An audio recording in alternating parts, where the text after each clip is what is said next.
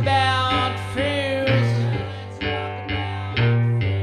Let's talk about love.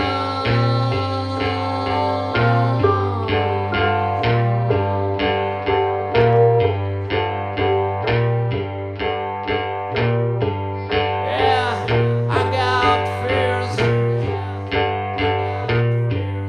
but I ain't got no love.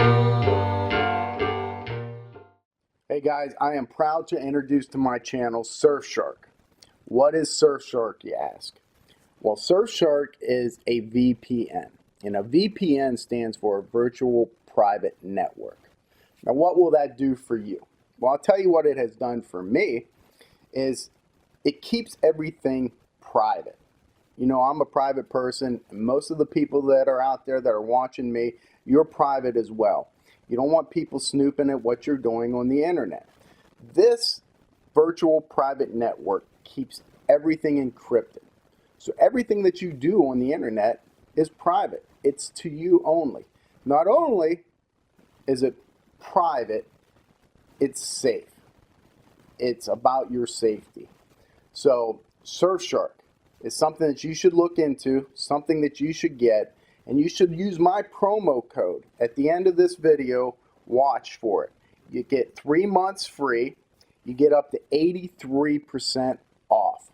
So use my promo code. Check out Surfshark. Stay safe. Stay private. Also, when you're streaming your networks, you know, when you're watching Netflix or Hulu, get rid of those pop-ups. Get rid of those ads. Not to mention, it's 24/7 troubleshooting support system. So use my code to get 83% off. Get Surfshark. So, crime scene. Very bloody. I'm looking at it right now on my computer. One thing that struck me is the tight quarters of where they were killed. Ron Goldman was killed, and he laid slumped up against a fence. Nicole Brown had a black dress on. She's laid on the bottom of the staircase. No, don't even think about Michael Peterson. Bottom of the outside walkway area where there were some stairs. Both are kind of in a fetal position. Lots of blood. It was determined that they died from knife injuries, wounds, incisions, stabs. Nicole Brown Simpson's throat was cut all the way back to the spinal cord, and she certainly bled out. She had some defensive wounds of a knife on her left hand.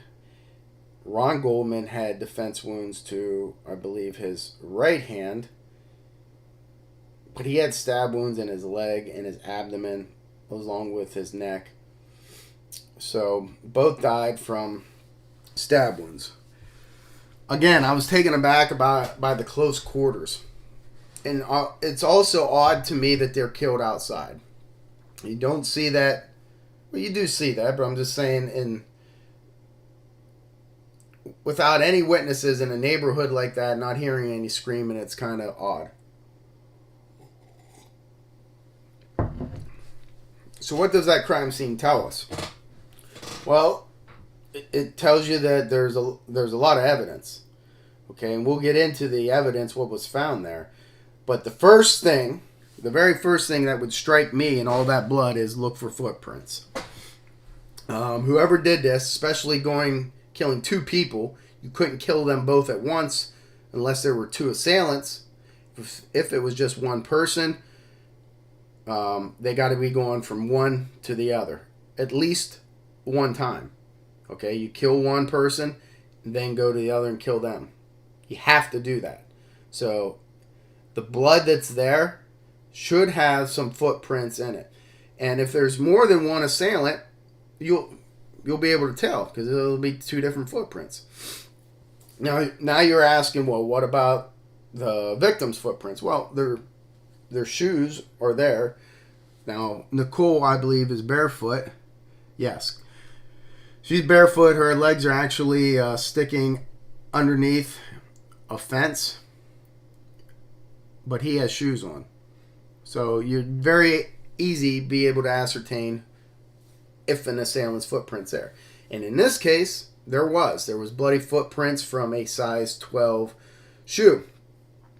Big shoe, right? I mean, that's a great clue. Much like the Zodiac case in, I want to say, it was Lake Berryessa, where he left the print of a wing walker size 10 and a half. I'm not sure of the size, I can't remember, but it was a wing walker shoe. That's great evidence to start with. Right there, that starts narrowing your pool. Okay? So in this case, you have a size 12 footprint in blood. Let's say you can't even make out what type of shoe that is. You at least now have a size. That eliminates, half the population. Okay, size 12. I got a suspect, boy, he looks good, he confessed to it, or a neighbor said he saw him down the road, he wears size 8. You can discard him. Now, unless you are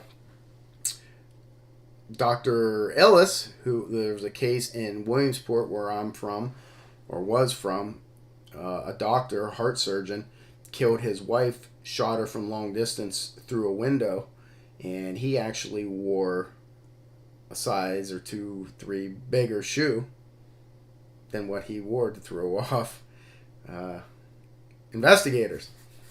But he was a doctor, okay? He was smarter than most. Wasn't smart enough to outsmart Trooper Billy Holmes, so they arrested him and he got in jail. And Billy Holmes was a great investigator, along with his partner McDermott, so they did a great job. Anyway, I digress. So the evidence here. Now, if I'm first on scene at this, what am I thinking? All right.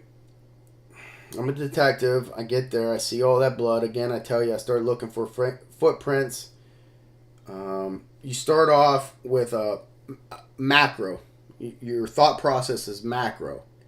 Who is it? How did they die? Lots of blood, footprints, and then it sort of starts narrowing to micro. Blood drops. Fingerprints in blood. Stuff like that to lead you to the murderer. I see nothing wrong that they did when I'm assuming the first thing they did is realized, okay, let's check the phone book, check the mail, whoever, to find out who this is. Okay, it's Nicole Brown Simpson. Oh, okay, that's OJ's wife. Who's this guy? Ron Goldman. Oh, we don't know anything about him. Let's figure out stuff about him. Hey, Detective you go handle Ron Goldman. Figure out who he is, where he was, what he was coming from, why he's here. You. This is OJ's wife. Go find OJ. That's normal. That's not being pigeonholed. So some of you guys are saying, hey, they immediately focused in on OJ. Well, no. What they're doing is what you would do in any case. It's OJ's wife, OJ's ex-wife. He's not a suspect right off the bat. It's just, hey, let's go talk to him. Find out, number one, what's going on. Does he know where Nicole is? It's Cop 101. Okay? They're not focusing in on him. Now, when they go to OJ's estate, Mark Furman sees OJ's Bronco. He sees a couple small specks, wisps of blood on the outside driver's door. Is that odd? No. I put myself in Furman's shoes. And listen, I'm going to be 1,000% honest with you on all this, okay? You don't need to be fed bullshit. An example of bullshit is, and I'm going to be honest, they scale OJ's fence without a search warrant because they're afraid of his well-being. Okay, that's what they testified to. That's bullshit. Okay? Legally, that's what you have to say. But I'm telling you right now, 1,000%, they weren't worried about OJ. Would I have done the same thing? Absolutely. And I'll tell you why. As a cop, as a detective, you have this gruesome murder scene. You come over here, you see, you're looking, okay? You have your flashlight, probably like this, because my other hand is close to your weapon, and you're looking around. You're the outside of a potential suspect. You don't know, but your mind as an investigator, as a detective, as a cop, yes, potential suspect. Right off the bat, an ex-wife, dead. Okay? I'm not saying you're a suspect, but hey, I'm going to be cautious. So I'm looking around the outside. I see your Bronco. It's a means of transportation that you probably went to this place. If you did do it, it's 2 miles away. It's parked kind of haphazardly, and that's going to catch my eye. It's not aligned correct with the curb. It's parked like it was there in a hurry. I guarantee you, Furman or those cops thinking the same thing. Okay? Let's look. I'm allowed to look inside that vehicle. I can't open the door, but I can look in the window. You know? Would have I opened that door? Hey, I have opened that door before. Okay? Right or wrong, I have. Okay? If it's unlocked. But it is wrong. You can't do that. Let's make no mistake about it. Looking around. Oh, what's that next to the handle? Damn. That sure looks like blood to me. Okay. All right. Now they get together. And listen, this is all my opinion. It's theoretical, but I'm putting myself in their shoes and what I would do and what I would do. I see blood, even though it's you're not going to have a puddle there. Okay? You're not going to carry a puddle of blood from the crime scene 2 miles away. You're going to have transfer from you hitting something, from a weapon, or whatever it is. You have blood on you. So the route you travel, if you have contact with something, you could leave that blood and transfer it to there. He obviously had blood on his hands, supposedly. And when he got out of that Bronco door, it was there.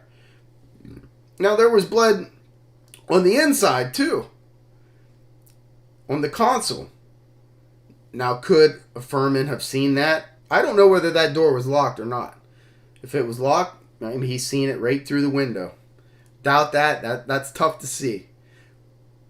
If it was unlocked, I'm not saying he did this, but I could certainly see that he opened that door up and looked around inside. And now he gets together with the other detectives, right? And now he's like, hey, look at this. It's parked crooked. We got some blood spots on the outside. Let's go in. Other detectives are probably saying, hold up, we need a warrant. No, we don't. This blood's here. That's his ex-wife. He could be in trouble. It's exigent circumstances. We can go in. Listen, I know how this works. I've been there. Okay? That's what you say. And can you articulate that in court? Yes, I can. Will you testify? Yes, I will. Okay. Then you go over the fence. That's how it's done. Right or wrong. Yeah, let's talk about